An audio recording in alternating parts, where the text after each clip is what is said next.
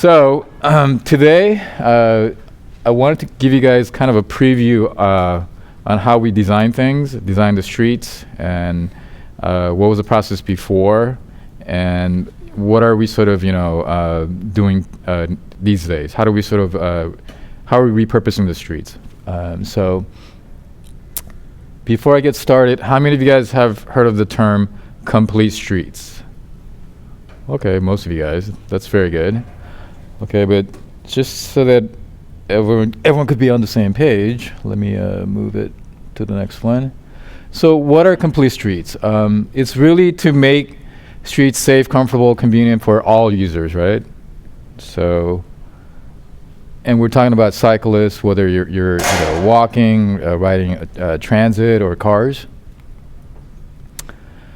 And really, the key thing is really to accommodate the most vulnerable users. It's the elderly, it's the disabled, it's the young. A lot of times, we sort of forget about these other folks, and we design for cars, and that's kind of been the history.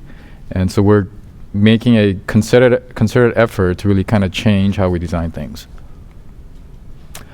The other thing, it is the law. California Assembly Bill 1358 basically says that when you design a street, you have to make sure that you really design for all users. You can't just design for cars, and you have to think about cyclists, pedestrians, and people of all ages and abilities. Right? And it sounds very simple, but if you go back in time and you look at how typical streets were designed, it was very much car-centric. There was very little focus on the other users of the system.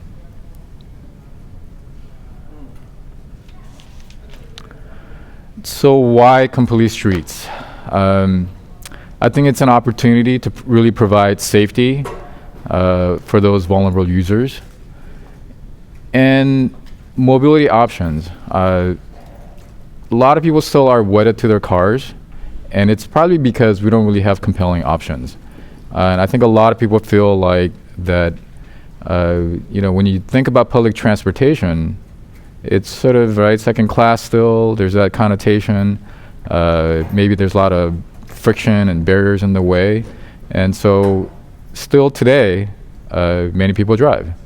And I think the aim of what we're trying to do here collectively is to really begin to make that shift, begin to provide people a compelling alternative. And again, it's to provide equal access. Before, car was king. They had probably the majority of the access rights, and pedestrians and cyclists and other users were sort of relegated to the back. And again, all that mindset in designing is really, it's already begun to change for some time, but now it's actually law, and we're really putting it into practice. And then the other benefit of it is when you design streets that really work well, it could really revitalize the entire corridor.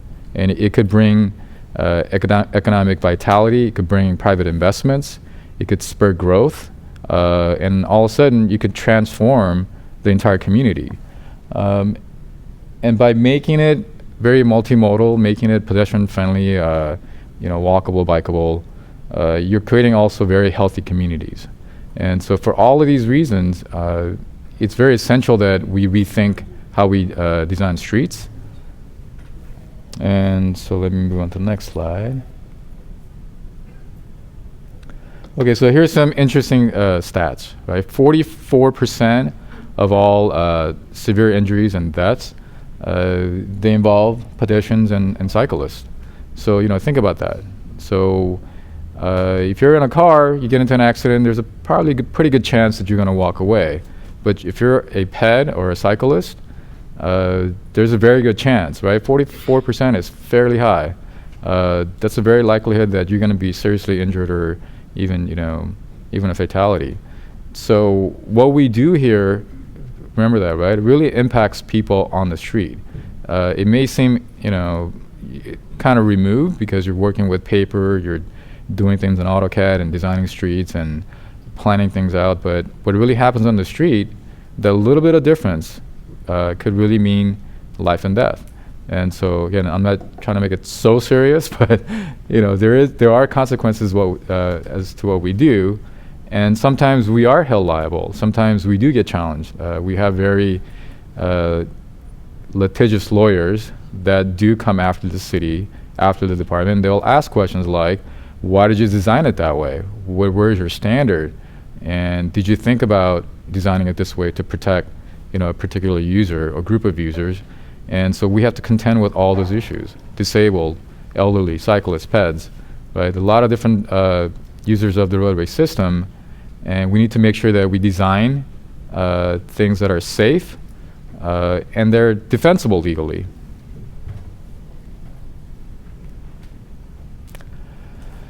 So here's a bit of irony.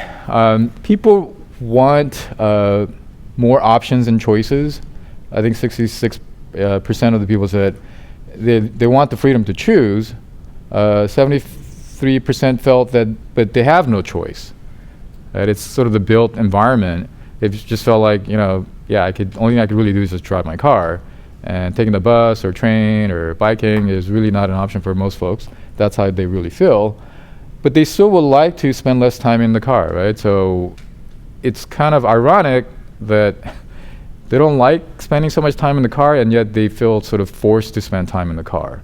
So that tells you that there's an opportunity to perhaps rethink how we design streets and how the transportation system should really work. So yet in LA, if you go back and look at this stat, right, this is sort of the desire. This is what people really want. But this is what people really do, right? 87% still drive. And 11%, they're relegated to public transit. And I guess, very little percentage of folks actually choose to bike. And so it's a pretty startling difference between what people really want and what people are really doing. And again, I think it goes back to the built environment that we sort of have out there and how we have sort of stitched together these various transportation systems. Okay, so what's the problem? Okay. So sometimes they're very inadequate. We don't have sidewalks everywhere. They're sometimes very dangerous to cross on foot. A lot of injuries and fatalities actually occur in locations where there's no marked crosswalks or safe crossings. People take a chance, they run across, and they get hit.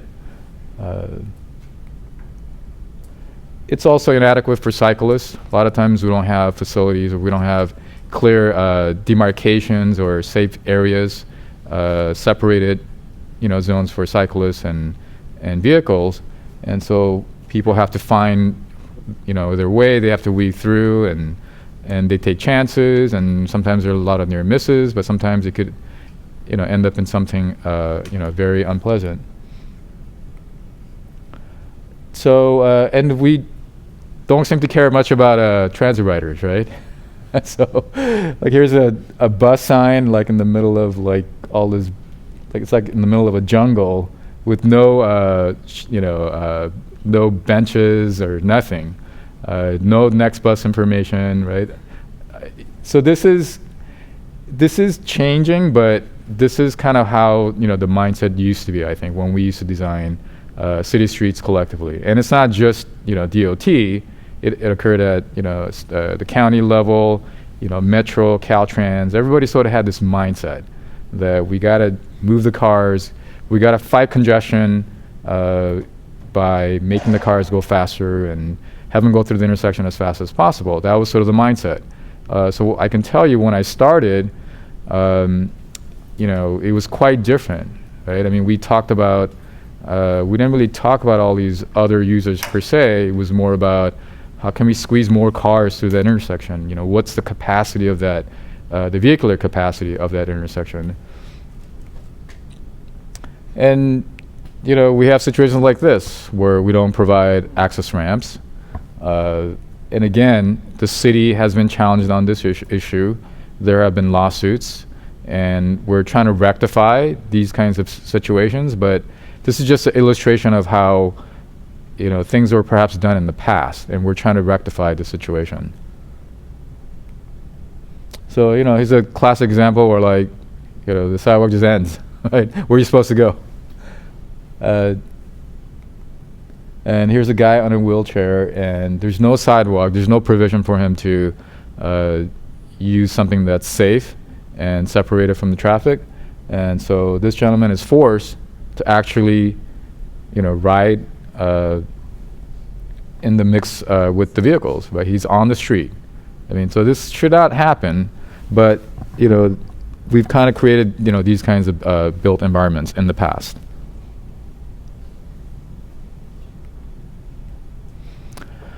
So how do we design in the past? Like I said, we used to be very car-centric, right? The car was king. It was all about moving the cars. Let's get rid of the congestion. The way to do that is just add capacity. I don't know if you guys been to some of the freeways, maybe not so much around here, but if you go down to South Orange County, they have 12, 14 lanes, right? Still, we have congestion, right? That's like the paradox. We try to solve the problem by making our infrastructure as big and wide as possible, and yet we have a problem. So I think that's something that we kind of began to sort of realize. Just to step back a little bit, before my appointment to this new job, I was in development services, and so we would look at development projects, and we would assess their traffic impacts, and we would typically make them, do things like widen the street, fix the signal, things like that. But all of a sudden, I would say about 20 years ago, we started to kind of notice a pattern. We really started to run out of options. We couldn't make them widen because the streets are already widened as possible, right? So we were just running out of options. And so, those kinds of issues started to really add up. And one of the metrics that we really relied on to sort of assess those impacts was the level of service. And it's really kind of the grading system that you come up with. You look at the intersection, look at the capacity, and you say, well, if I have so much capacity and I'm passing so many cars, what's that relative percentage? So it's just like, your school grade card. If you have a level of service F, that means that it's failing, that your demand on that intersection is reaching the capacity of that intersection. And so we use that letter grade system to sort of look at all the intersections and how we would plan and design. And I would say, that method probably worked in the beginning when the city wasn't so built out. But when we started to really get fully built out with all the buildings in the way and all the businesses in the way, you can't widen. And so we really kind of have to rethink that whole process. And because of that reason, it wasn't just the city of LA. I think this was kind of a regional phenomenon. The switch really, became to think about moving people versus moving cars, right? Because in years past, that's what we were concerned with. It was all about moving the cars, and we sort of forgot about the people that actually use the system. So in the design process, it left very little room for safe and convenient amenities for different modes, especially for people that are walking and biking. And I can tell you that the typical design process in the department was there would be like a design group. They would design something sort of in isolation. They would put it out, but they wouldn't necessarily talk to the different groups that are involved in the whole process. So it was very much siloed, and we didn't really get the benefit of sharing the kind of the knowledge and different disciplines, because our department is fairly large. We have a lot of institutional memory when it comes to operations, planning, whether it's parking, transit, active transportation. There's a lot of different groups that really could bring something to the table, and yet the designs were sort of done, in isolation in their own respective groups, really without conferring with each other. So the end product, a lot of times, I think, kind of fell short of that complete street kind of a goal.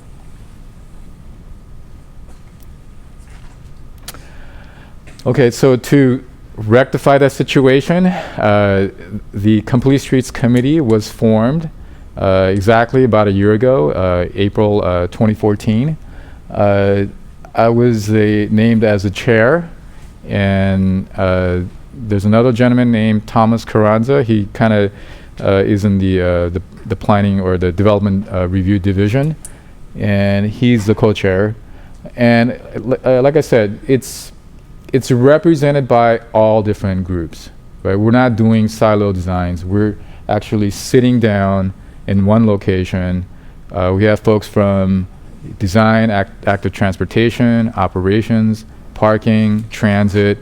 So the entire cross-section of the department is actually represented. And the way that we sort of have approached this is we use real-time information, so we're able to actually digitally get the traffic counts, maybe look at the aerial photos, look at Google Street View.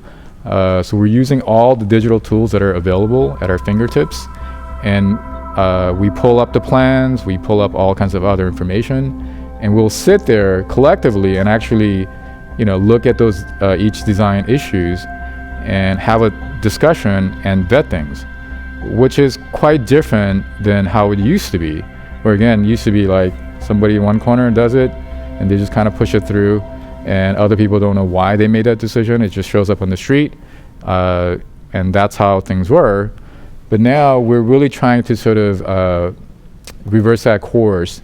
We're saying, hey, let's be mindful of how we design the streets, because it has all these different implications, and we can't ignore how it impacts transit or parking or peds or cyclists, and even just smart city building. Did you raise your hand? Okay, I thought you had a question. Okay. Okay, so we meet once a month, and basically there's a kind of an agenda item that we put out, and there are particular design issues that we want to go over as a group. And again, the idea is to kind of vet all these different issues. And it's not to review every single design item, but it's really to kind of look at the more innovative, controversial designs that maybe that haven't been done before. And it sort of raises lots of questions about, how we would actually implement, what is sort of the liability risk and all those kinds of other issues. And our job is to really vet it from all different angles, and then make a recommendation so that we can establish design treatments and specifications that we can document, so that if you're a new designer, like you guys are all new, right, most of you guys, and if you wanted to know how to design something, a protected bike lane or something else, what we want to do is actually create a place where you can go and you can look at kind of the thought process that we went through, and how we are sort of dealing with certain particular issues, and what's the particular treatment to address that particular design issue. And so we're trying to create a kind of a electronic depository, a library, if you will, a resource for the entire department. So, even if you're not in design, right, but you had a question, you might be able to go to the website and actually find examples of what and how to design certain things. So one of the task at hand for us is that, because it's sort of voluntary kind of a group getting together, it's very difficult for us to create this kind of a manual, if you will, right?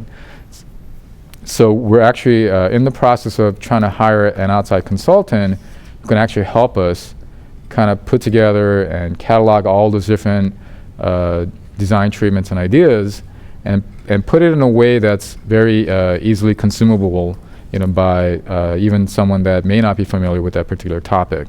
And so the idea is to really kind of spread this notion of approaching design in a different way, and make it more understandable for the rest of the department, so that it's not just for the designers that are in the design group that would have that expertise, but at least a lot of other folks in the department could have some basic sense and understanding of why these things are designed a certain way.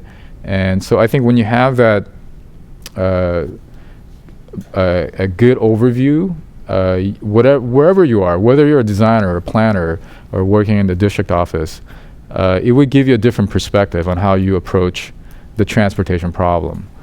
And so, okay. So when we look at things now, we definitely look through the lens of safety first, the Vision Zero. Did you guys get the Vision Zero, I guess, a presentation? Or is that coming up? Okay, well, you're going to get one. Okay, and basically the idea is that we're really trying to minimize pedestrian fatalities and deaths in the city, and it's kind of an aspirational goal, but by 2025, we're trying to get to zero. Now, is that, realistic? No, everyone knows that that's not, I mean, we're not going to get rid of all, fatalities. However, it's an aspirational goal. To the extent that we have that goal, everything that we do, right, is through that lens. So before we design something, we should really think about the safety aspects. And then again, we're looking at multimodal versus car-centric. We want to make sure that the street really works for, the buses, the shuttles, the bikes, the peds, not just for cars. And we want to make sure that also that these modes, they become integrated. And I think that's part of the current sort of barrier and challenge, is that if you get off a train and, sometimes you want to get on the bus, you got to wait a long time. You don't know when the next bus is coming. Maybe the bus takes you, but it's still, 10 blocks away from your, job site.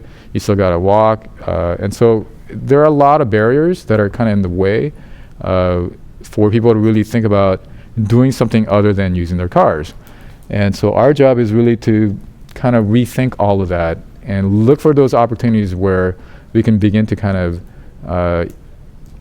chip away at those barriers. And as I indicated before, when we are vetting, different design issues, we do have to.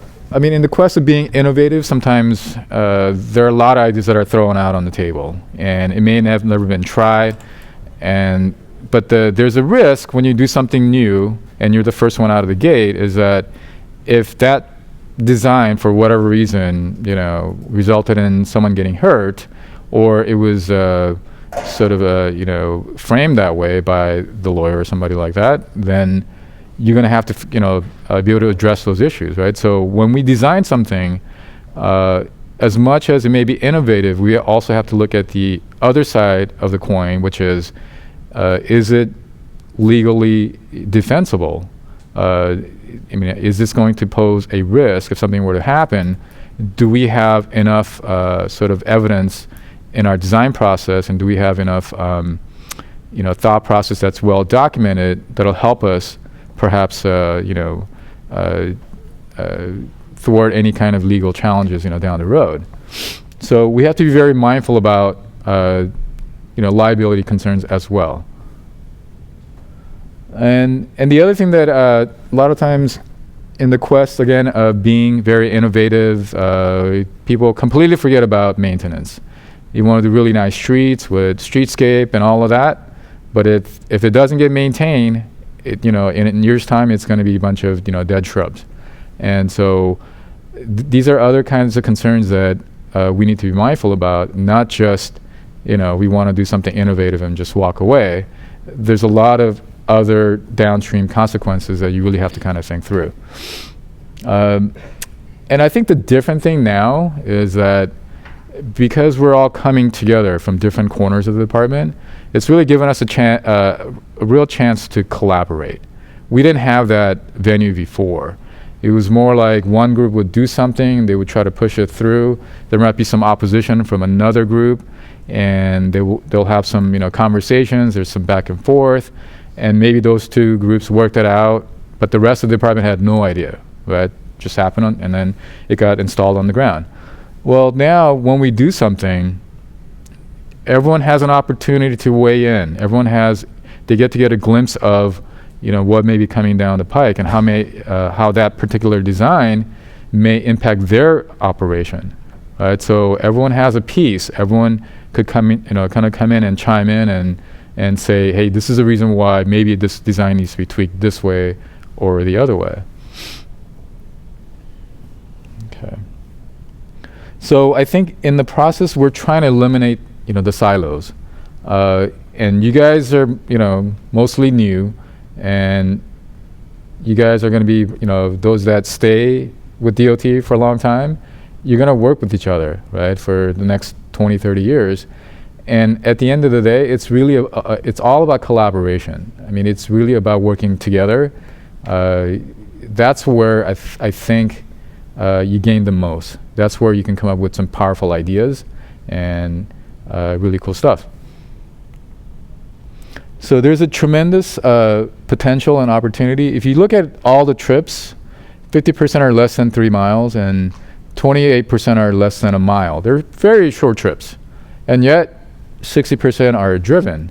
So here's an opportunity where if we can do something different collectively, we might be able to actually change the mindset of those people that are in that 28% bracket, for example. It's a very short trip, and yet people drive. Sort of silly, right, if you sort of step back and think about it. But again, it's because I think we've sort of built the city and the street in a way that it doesn't really encourage you to get out and do something different.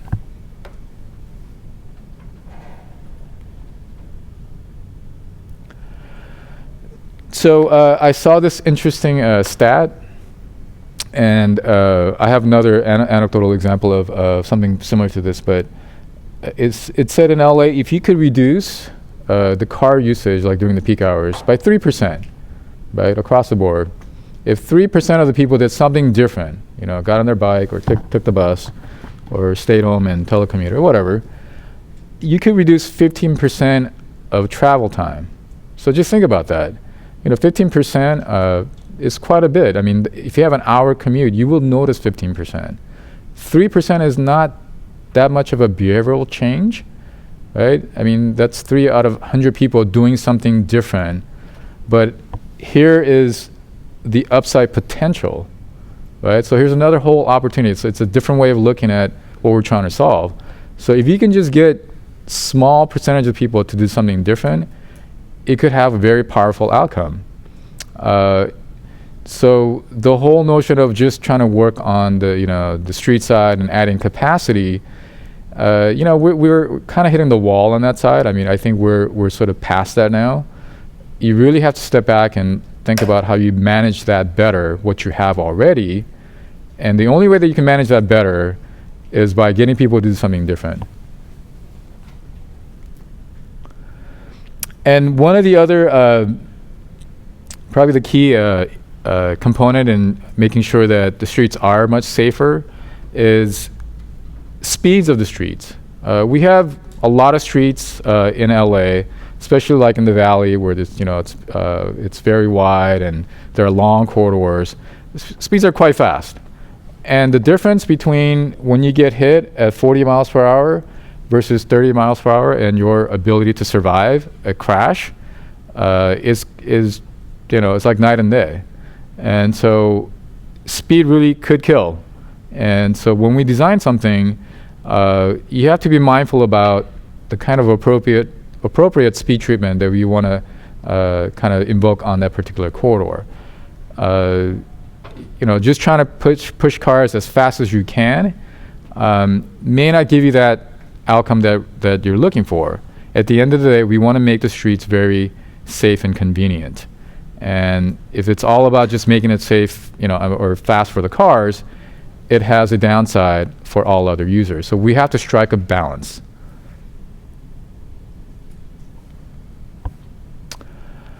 Okay, so here's some recent examples of sort of, in that vein, trying to make things easy, for the peds. So I don't know if you guys recognize the intersection. Anybody? Okay. Yes. Great. Okay, you guys know the streets already. So in the upper left-hand corner, It was a simple intersection. And then on the bottom, we started doing the scramble crosswalk so that you can just go from one corner to the other. And if you're a ped on a busy Friday evening or on the busy Saturday afternoon, this is a big difference, right, for you to walk around. I mean, it would feel a lot different for you as a ped. And I can tell you that before we got here, there were lengthy discussions, right, of the downside of this kind of design. Because if you're looking at it through the sort of the traditional car-centric operational perspective about, moving cars, there are some downsides to this particular design. Because you may have to now allocate much more time for the PEDs, and you'll have to take away that green time for the cars.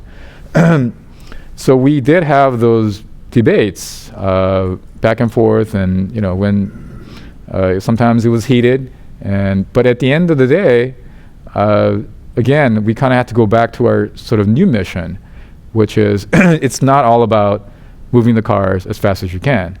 It's about creating these different kinds of opportunities and doing something different that begins to sort of change the culture of how we get around in the city.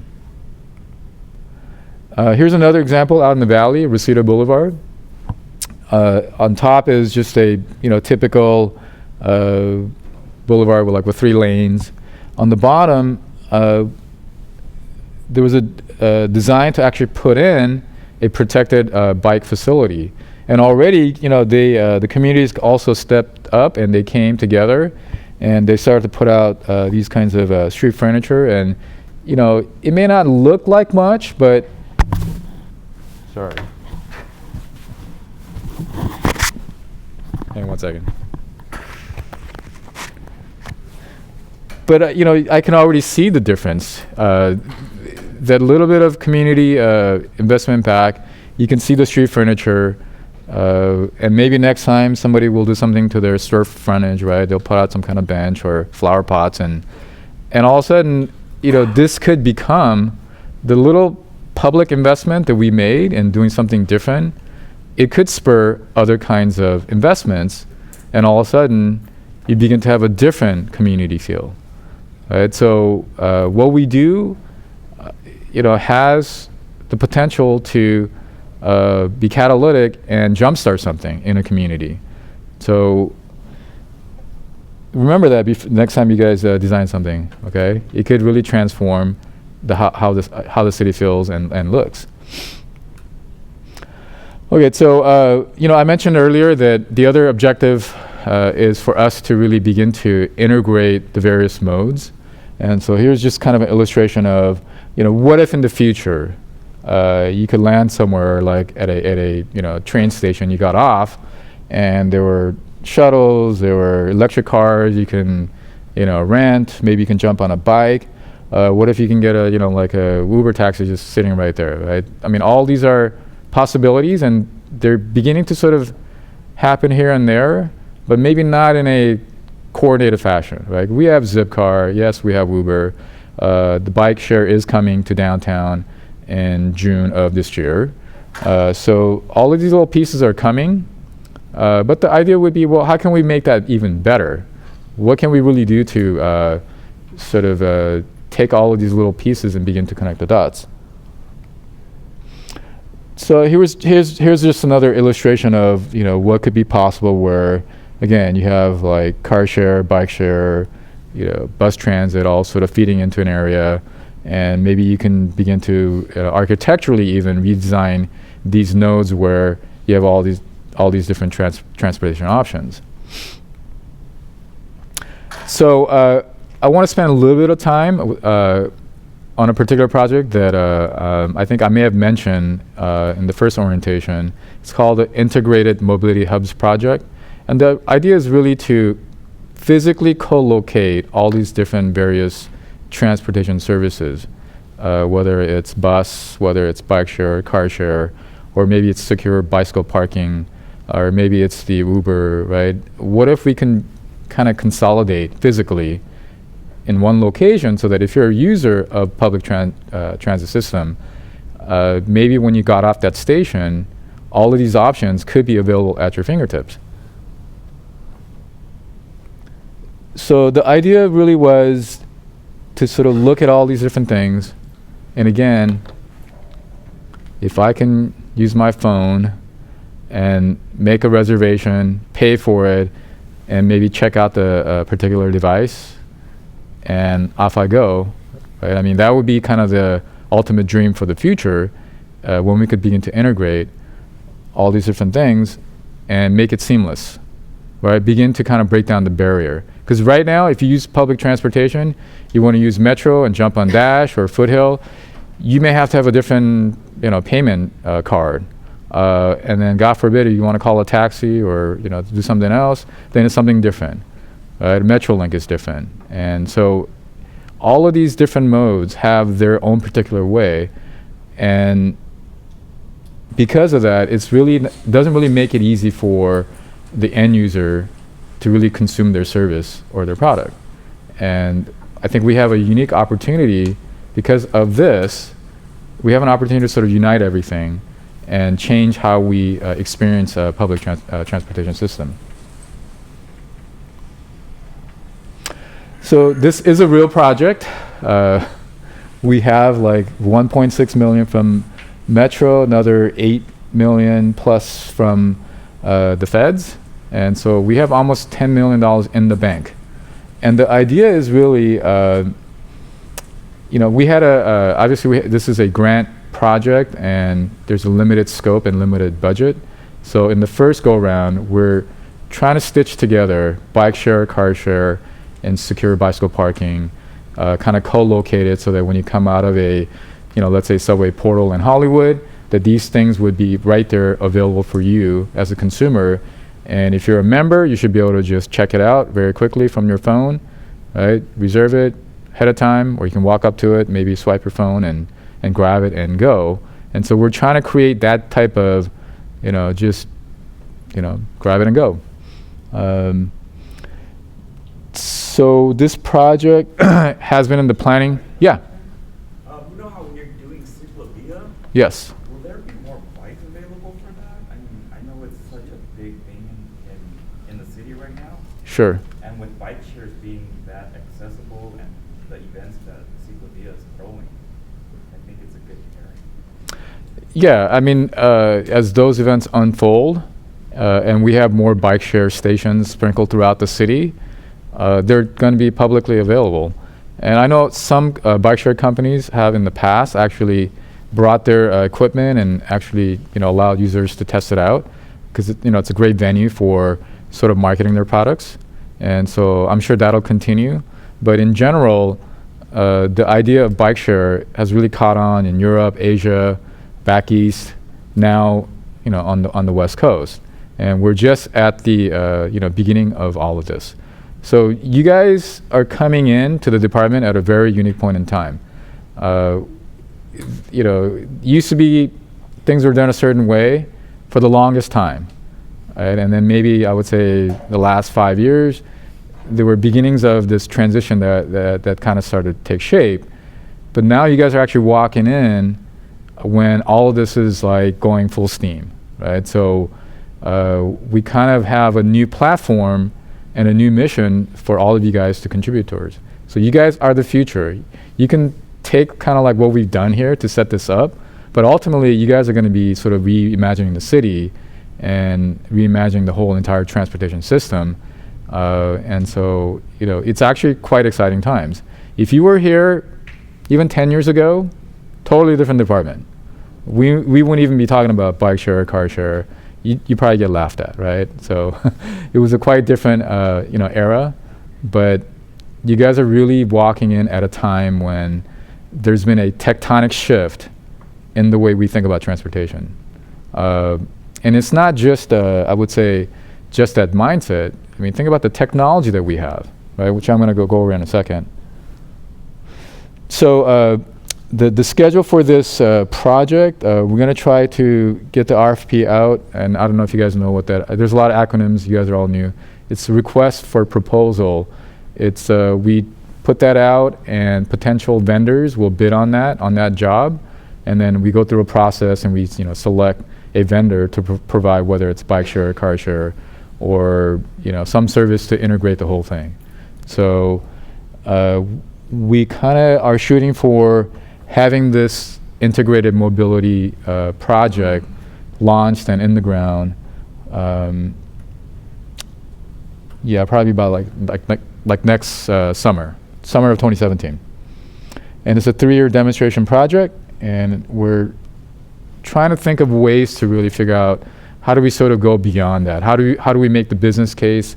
How do we sort of come up with revenue stream system, or how do we make it sustainable business-wise so that a private vendor could come, provide the service, and still make some profit so that they can continue to provide that service. And so there's kind of a business side to this that also has to make sense. Right now, it's being floated through a government grant because the idea was to demonstrate that you could stitch all these things together, and there is a way to make things easier and more convenient.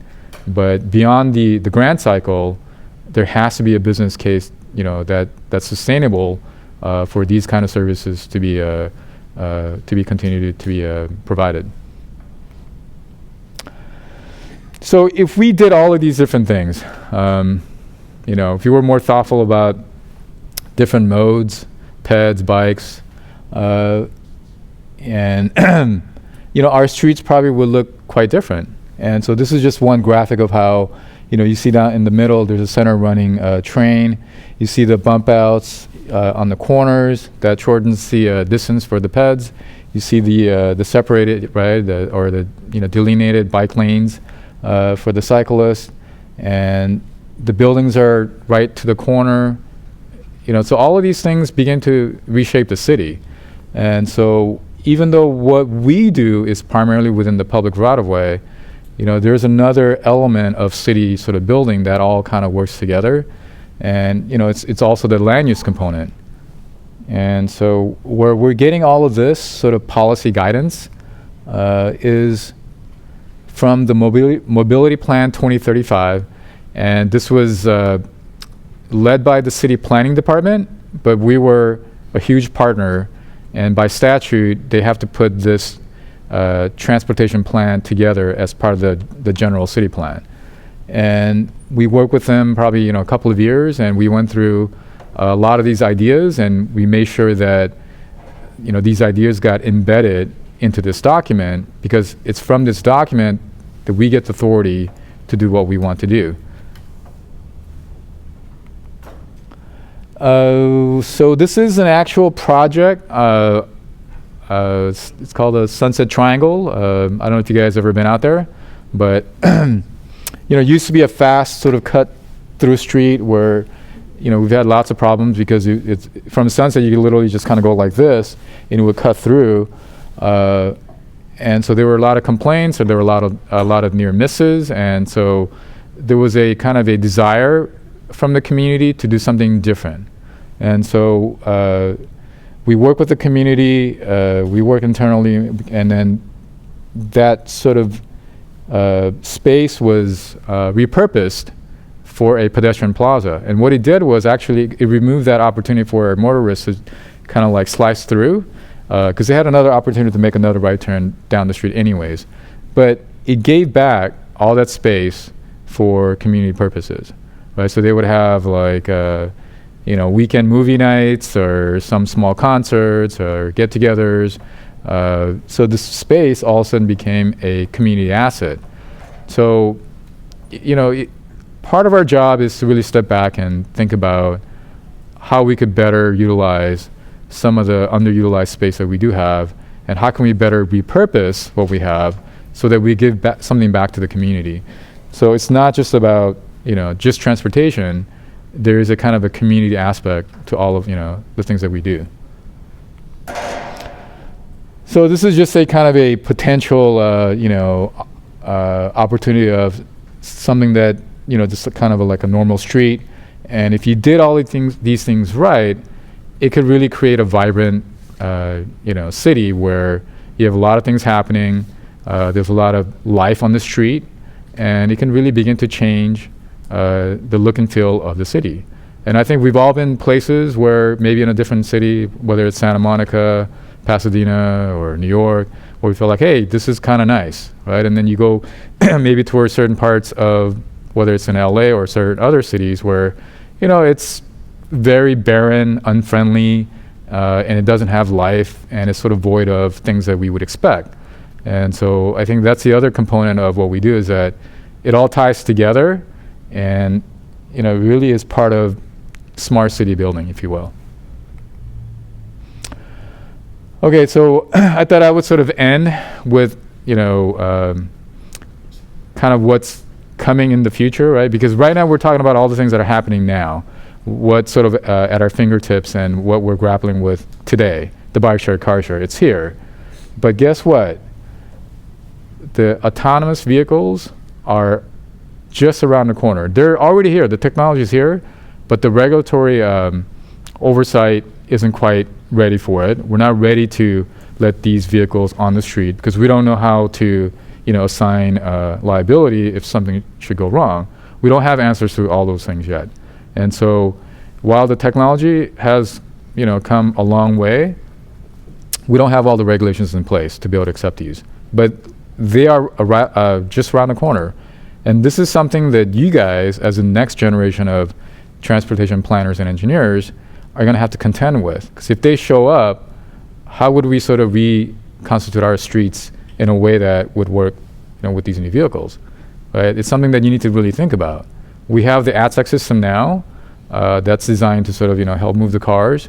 But maybe that could be retrofitted so that it's actually talking to these cars.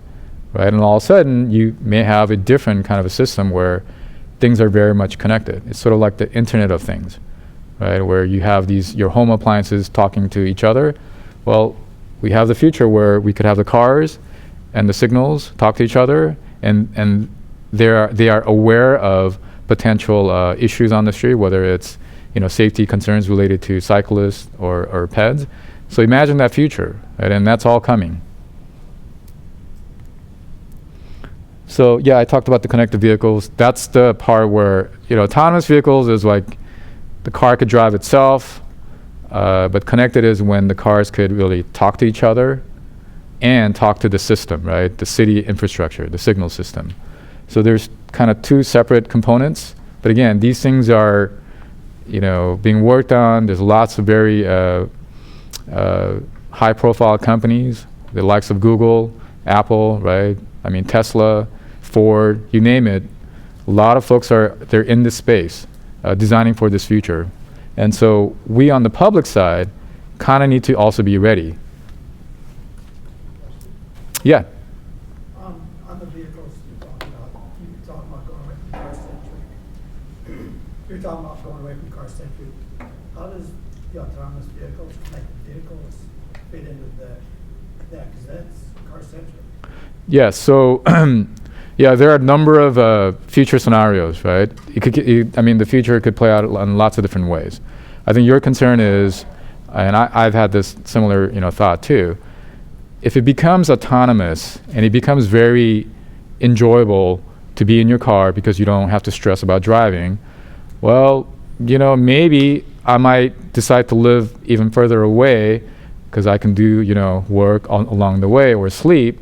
And so the thought of maybe, living far away from your job site, it may be something that I may start to entertain. And again, that could induce more sprawl, and it can add to more congestion possibly, right? So that is one possible scenario. I don't think anybody has an answer for that. But the other scenario could be that we can take this technology for the single car, but imagine if you applied it to a bigger transit vehicle that's driverless, and what if they were all connected, talking to each other, so the schedules were like right on, right? You literally like get on, it could almost pick you up, very close to your doorsteps. You get on, jump off, the next bus or whatever, right? They come perfectly so that you don't have to wait. So that's the other future where you can use the same technology, but in a different way that still might, get people to think about, okay, maybe I don't have to drive, right? So we don't know how it's going to get played out, but I think that's the thing that you guys have to start thinking about. because when it does show up on our doorsteps, we need to be ready. Because, and you might also have a hand in perhaps shaping that future. It could go this way or that way. But the public sector, we could be that force where we could maybe help shift it, go more this way. Yeah, go ahead. Do you get higher capacity with connected vehicles? You do. With the connected vehicles, one of the obvious thing is that humans are terrible drivers, right? And we crash into each other a lot, and we need distance between the cars because our reaction time is limited. So we have all this space in between the cars, but once you have the computers in real time and they can literally talk to each other, the minute the first car brakes, the car right behind it, could almost brake, instantaneously at the same time almost, right? So because of that reduced reaction time, theoretically you can have the cars platoon a lot closer together, and for the same roadway space, instead of having our typical like a lane of city street could carry, let's say, 800 cars per hour, right? That's sort of our capacity, the lane capacity. Well, you might be able to get 1,500 cars because maybe the cars could be right behind each other. So that's the other potential upside, is that we could have more vehicles, but we could also process more vehicles if they're all connected. And so these are all different permutations of what is possible for the future. So the kind of I thought I would also leave you guys with the last slide. How many of you guys have heard about the Hyperloop? Okay, that's good. So in case you haven't heard anything about the Hyperloop, it's really just kind of this vacuum tube kind of a technology where it's a capsule that you put in a very low friction, almost vacuumless, right? Kind of a pipe, and then you just shoot it, and then because you don't have the friction, it could travel at very high velocity. So typical airplane ride, or what's a car ride to San Francisco, like 7 hours, 6 hours, right? They're talking about being able to achieve, right, that travel time maybe like in half an hour from LA to San Francisco. So we have, these guys are, by the way, in our backyard. They're actually headquartered in the Arts District, and they have serious investors lined up. They've been working on prototypes, and they're getting ready to do like a real, on the ground kind of a small demonstration segment. And so this is something else, right? That's being reinvented, or that's being newly invented, that may be a different form of transportation option, for all of us. So, the reason why I kind of want to end it with this slide is that I think we right now live in sort of very unique time because of the internet, the explosion of ability to sort of share information. I think there's been just a tremendous amount of technology improvements all across all kinds of different sectors, and I think we're just at the beginning of that. Right? So you guys are coming in, but the future is going to be shaped by a lot of these different technologies that may just show up that we have may not have even imagined. Right? So you guys should really sort of sit back and approach those future transportation issues with a different mindset. You need to be really open-minded, because I think there's a lot of changes that are coming our way. So that's my end of the presentation. So any questions?